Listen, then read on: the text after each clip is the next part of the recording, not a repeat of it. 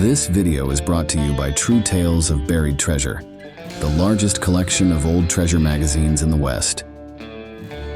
On our website, you can search for individual treasure stories by region, or buy our original magazines themselves. To pay us a visit, please click on the link in the description. Enjoy. Over a century ago, almost $500,000 worth of gold and silver was lost in the Pacific Ocean off Crescent City, Oregon.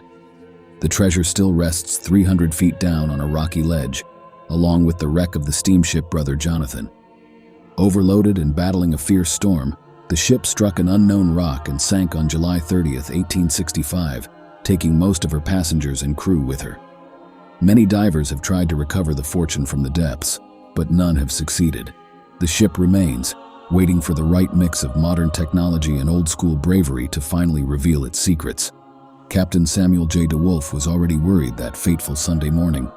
Brother Jonathan had been sailing for 48 hours from San Francisco, heading to Portland, Oregon and Victoria, British Columbia, fighting a raging storm the whole way. Despite being 13 years old, the Jonathan was known as a sturdy ship. However, this stormy Sunday would be her last.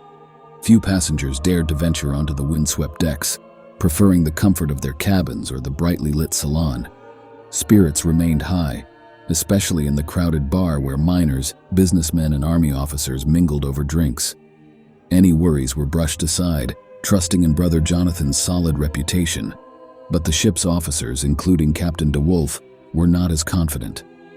In the wheelhouse, DeWolf watched with growing concern as the quartermaster struggled to keep the ship steady in the wind.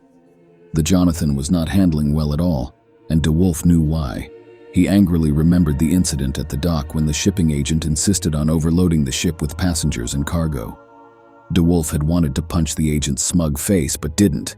Now, the overloaded ship was wildly unstable.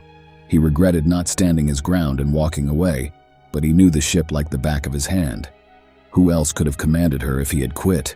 If anyone could get the ship through, even loaded to the rails, it was Sam DeWolf. His grim thoughts were interrupted as the watch changed. At noon, Quartermaster Jacob Yates took the sluggish helm. The ship was about 4 miles above Point St. George. The sea was mountains high and we weren't making any headway, Yates recalled. Captain DeWolf decided we should turn back, head to Crescent City, and wait out the storm. He ordered me to turn the helm hard aport and then to steady her. By then it was 12:45 p.m. We were heading due east. I kept her on that course until we reached Seal Rock, Yates continued. Then the captain told me to steer southeast by south.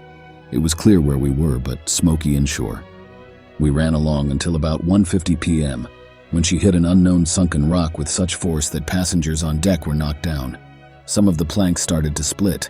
The captain stopped the engine and tried to back her off, but she wouldn't budge.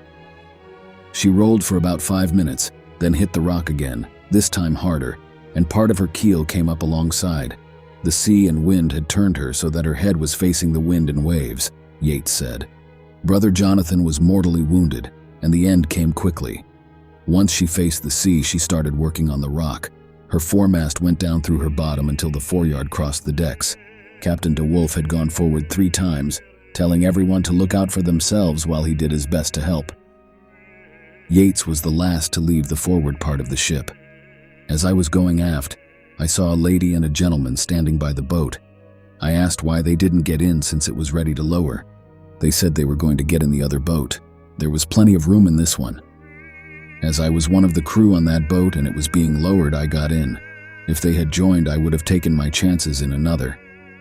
It was a lucky break for Jacob Yates.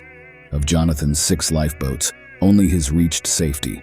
His boat, with 19 people, nearly capsized when lowered unevenly, but they managed to row desperately for shore in the wild sea.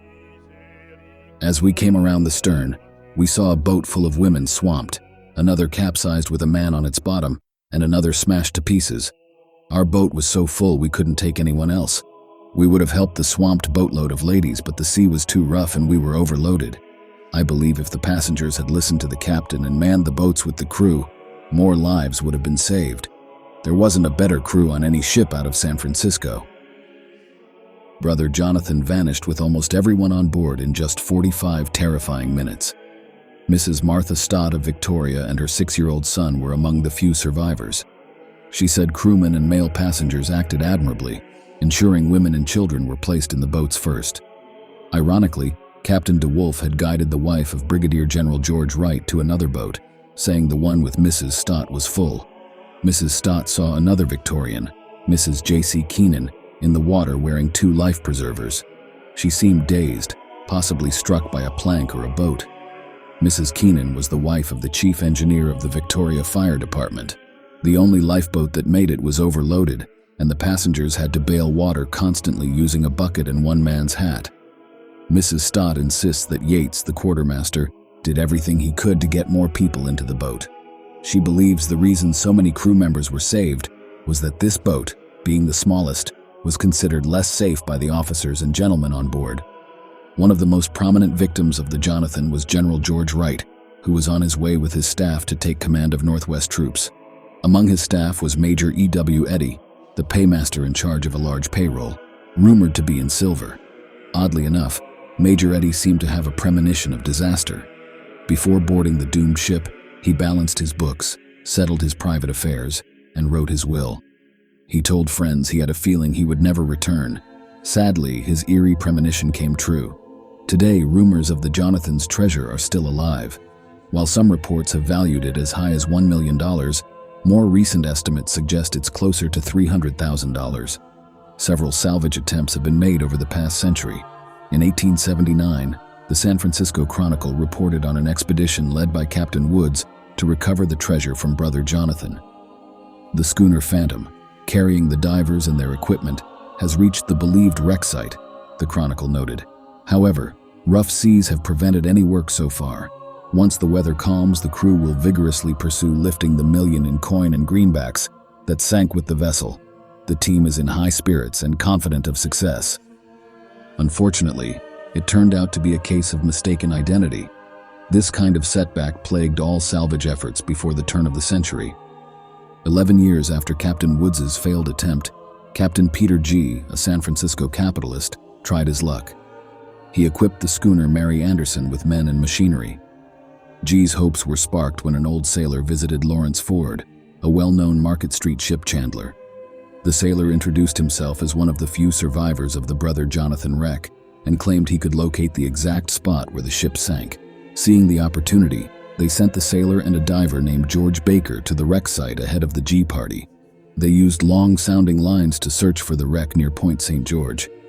The sailor believed that tides and settlement had dragged the ship away from the rocks into deeper water. After several days of monotonous work, they finally got results. Several miles from Point St. George in 100 fathoms of water, the diver felt a delicate strain on the rope. Excited, he continued to probe the area and felt a hard resistance, a sign they had found something foreign to the ocean bottom. Preparations were made for the descent. The diver suited up in his airtight gear and was lowered through the water until he reached the bottom. After groping around, he discovered a beam standing in solitary relief, the remains of a ship. However, much of the hull had either been destroyed over time or buried in sand. Despite this, they believed they had found a significant clue. Unfortunately, it turned out to be another ship, not the Brother Jonathan. Baker's primitive equipment only allowed him a few minutes on the bottom each time, and the depth remains a major obstacle. It's now believed that the treasure lies in about 50 fathoms of water, 8 miles west of Point St. George.